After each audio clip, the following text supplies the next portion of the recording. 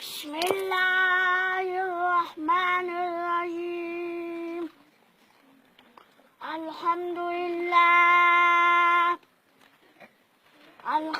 لله نحمده ونستعينه ونستغفره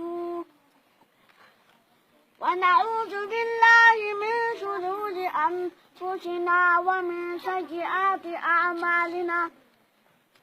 من يهده الله فلا مضل له ومن يضلل فلا هادي له. ونشهد أن لا إله إلا الله وحده لا شريك له. وأشهد أن سيدنا ومولانا محمد عبده ورسوله. أما بعد فأعوذ بالله من الشيطان الرجيم. بسم الله الرحمن الرحيم. وأقيموا الصلاة وآتوا الزكاة واركعوا مع الراكعين. ماتي ساسو فمكي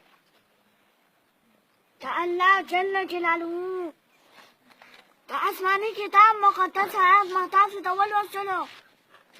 وأقيموا الصلاة تماما جوابا بني كوي كنا جمعو تاسو خبر للاجو جمعو تاسو نبا أو وكم دمانجة تپوش کری. نبی علیہ الصلوۃ والسلام صحابه د ونی لاندې ناسو. نبی علیہ الصلوۃ والسلام ونه وڅنډله. صحابه ته ای صحابه تا زما دا تپوس ولې ونه کړ چې دا ونه ما په څه وجه باندې وڅنډله. صحابه دې تپوس وکړل چې دا څه وجه چې دا ونه وڅنډله.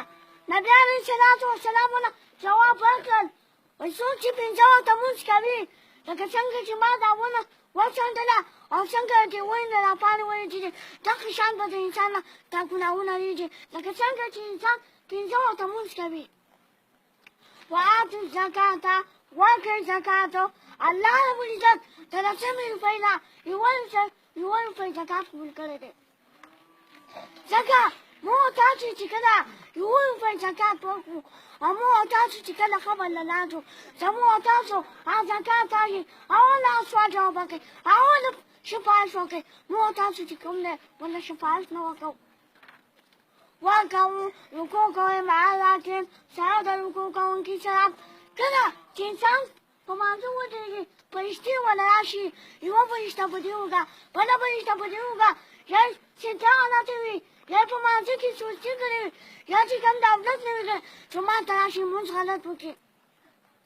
زما عزتمندو موږ تاسو چې کوم دی په خشوع سره لمونځ نه کوو. موږ تاسو چې کوم دی هسې ښکته پورته کېږو. نبي علیه الصلوۃ والسلام وایي چا چې په خشوع سره لمونځ وکړل نو هغه لمونځ چې کوم دی قبلېږي.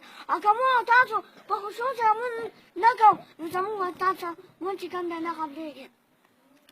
واتقوا الله ویریږئ د الله نه د الله نه معافي وغواړئ د ژوند نه ځان وساتئ. موږ تاسو ډېر ګناهونه کړي دي. که موږ تاسو الله رب العزت ته په ژړا شو معافي دې وغواړو د ژوند نه څوک داسې شرک دی لکه د مور افلاسم زنا وکړه دومره ګناه ده. الذین آمنوا او ایمان راوړئ په الله رب العزت باندې. موږ تاسو چې کوم دی په الله رب العزت باندې ایمان نه راوړو. ځکه یو سړی و هغه خپلې مور ته مورې ما له اجازه راکړه زه ځم جهاد ته.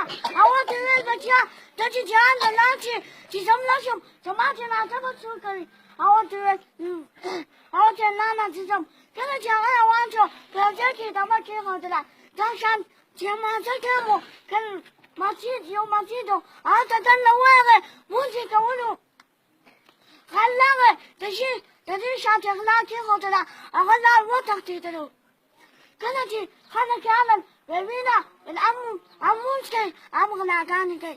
کله چې هغه ونیو قاضي له بوته قاضي ورته ویل چې کله چې هغه ونیو قاضي له بوته قاضي ورته ویل چې په اس پورې وتړئ او لاس او پښې کټ کړئ مخ ورله تو کړئ او په اس یې وخېژوئ. کله چې هغه لاس او پښې کټ کړل او په اس یې وخېژول او مخ یې ورله تو کړل.